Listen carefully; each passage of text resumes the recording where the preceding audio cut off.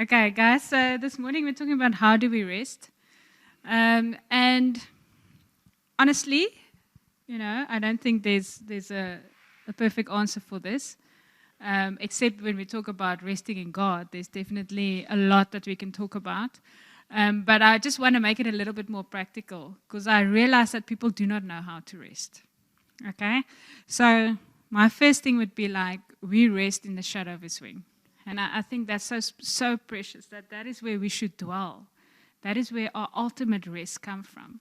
But then we live in a world where we also need to learn how to rest in the natural, in our day-to-day things. And I'm going to focus on that a little bit today. So yesterday, just quickly going on the internet, I found this lady, I don't know if she's a psychologist or what she is, but she said the following. She said, we live in a culture of high achieving, high producing, chronically tired, and chronically burnt out individuals. And I thought, wow, okay, that's very good. That's a good summary of what I see around me.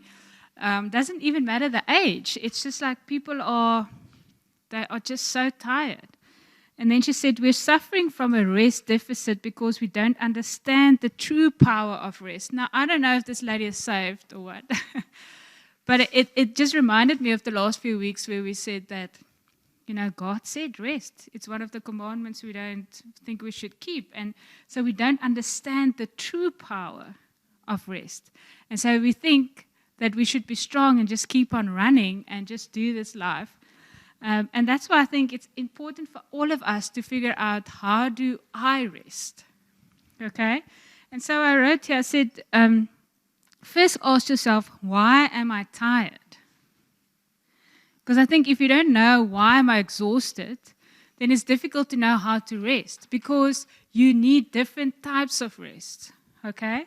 And so this lady, Sandra Dalton-Smith, whoever she is, but she said that sleep doesn't fix everything. So don't think when you're tired, you just need to sleep the whole day. She says also that binge watching series for the whole day is definitely also not going to fix your tiredness or whatever it is. But she says there's 7 types of rest, and I'm just going to mention them quickly. Physical rest. So we know that when you run around and your body actually needs to rest physically. Mental rest. So that's when you're constantly working. So your brain needs to think all the time, and then you actually need to take some rest. So she mentions that those guys who sit in front of the computers all day working, they get so tired because they don't take enough breaks in between. Okay, so that's one thing. She says those people, it's not going to help them sleep for a day. They actually have to switch off from their work. Then there's sensory rest. Okay? So a lot of us are overstimulated. And a lot of it happens through the phone and the devices and the TV. We are just constantly overloaded sensory. And so there's that rest. And then there's creative rest. Okay? So what she said is like, a lot of people work in these boring offices and they need a bit of creativity and and I would say nature and those kind of things. But what I also found, is that, say, someone like Josh, who does a lot of designs, or Panashe, who writes songs, you get at a place where you actually have to rest at, okay? Because you can't think anymore. It's like you need to rest creatively in that sense. Then, of course, emotional rest, okay? You can't do everything for everyone, listen to everyone's stories all the time. You need to rest emotionally, and that goes along with social rest. Okay? So what she mentioned is like you get friends, and I think I mentioned this before, when you spend time with them, they actually just draw energy from you.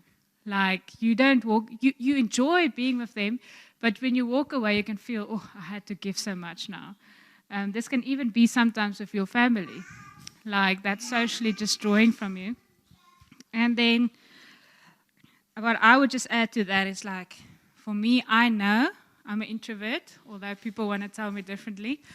But I get my rest, or I get my energy from being alone. I love people. I love being with people, but it takes a lot out of me. And so I know I need to be on alone times, And then, of course, the last one, spiritual rest. And I'm so glad they put that in there. Because I think that's the most important one. Okay, so just to keep that in mind, like, how do I rest?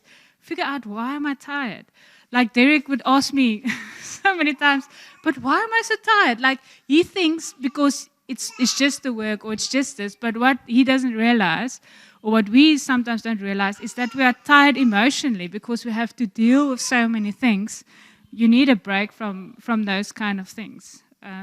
Okay, so practical tips on how to rest. So I also found this on the internet. So sorry, I didn't think this out. You can add something here. So the first one is, remember we say rest is taking that day off. Hey, that's Sabbath, like taking that day off, like from work and things. Hey, Panashe, do you do that? You try. So the first one is anticipate it. So make a thing of it.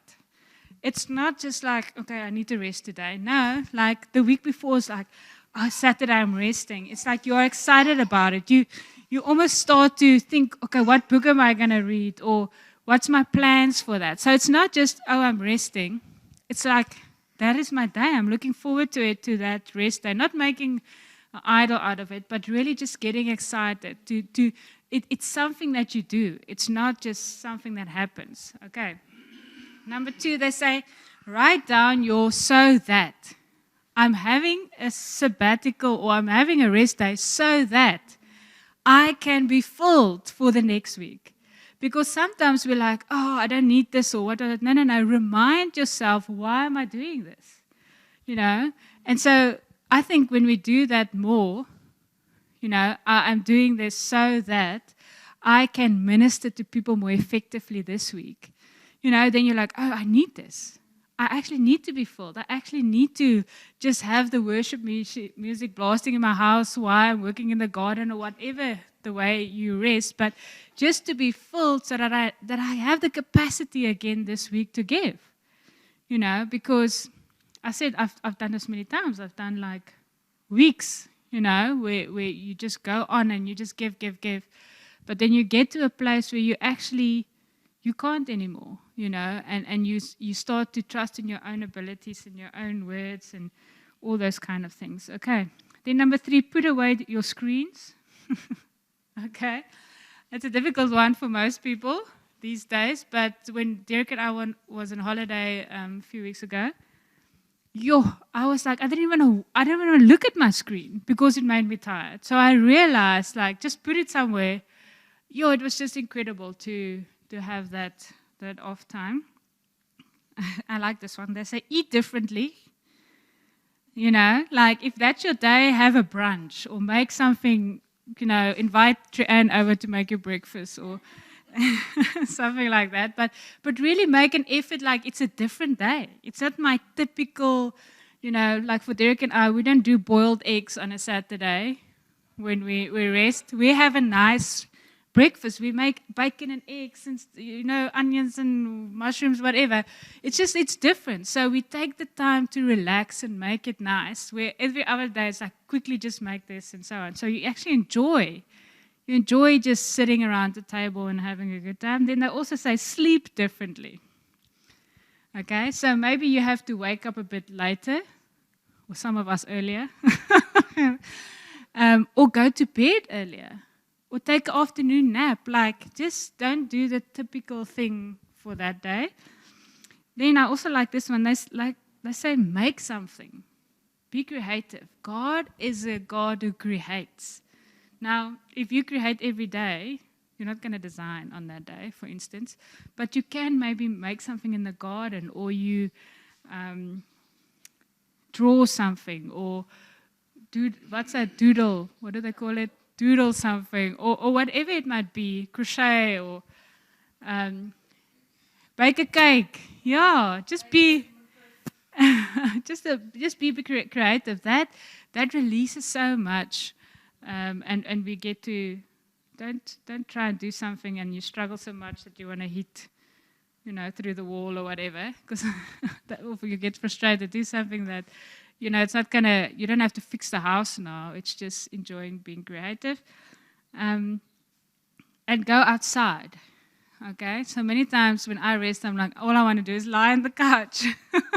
But then when you go outside and you're in nature, or it helps so much. Just looking at God's beauty, just getting some sun in your skin, going for a walk in the neighborhood or anything like that, okay?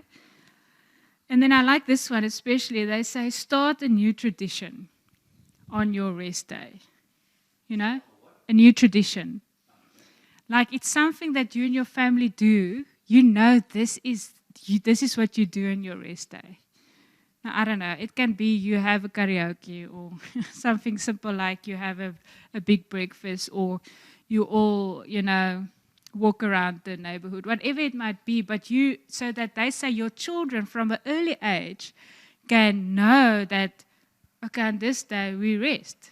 But this is what we do on that day or something like that.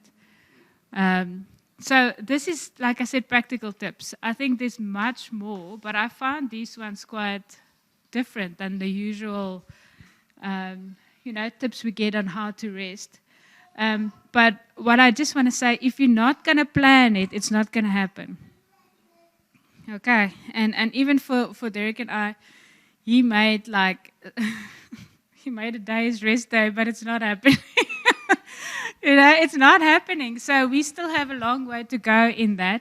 And then, of course, for Josh, it would look different than for Joanne, and for Vessel. And so we're not all going to rest in the same way, but we do have to make an effort to say, I do want to have time aside.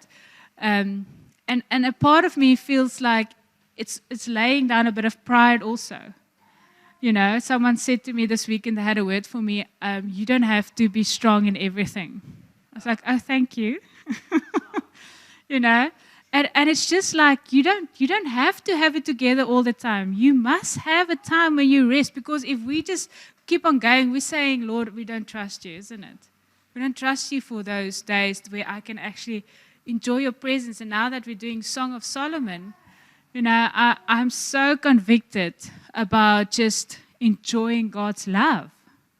And not just in my quiet times, but where I can dwell in it, because, if we get busy in the day, it's this thing and that thing. And imagine we have one day a week where we can be more conscious about enjoying God's presence. Okay. Do any of you have any other tips for rest day? Get a massage. Yeah, that's one of the things. And you know what, Nee? What I've realized is that we have to ons moet 'n voorbeeld wees. We have to portray this. Because if the church looks at us and be like, no, they're always going, then they start to feel like they must always be going, and all of a sudden it starts to be a culture. Like, oh no, I can't take a break, or no, this one, and I'm talking to myself, and like you have to show people. The same with your children. You have to show them. You'd have to take rest. You have to have that time. And as I mentioned last week, it makes a huge difference when I actually do it. So yeah, let's stop it there.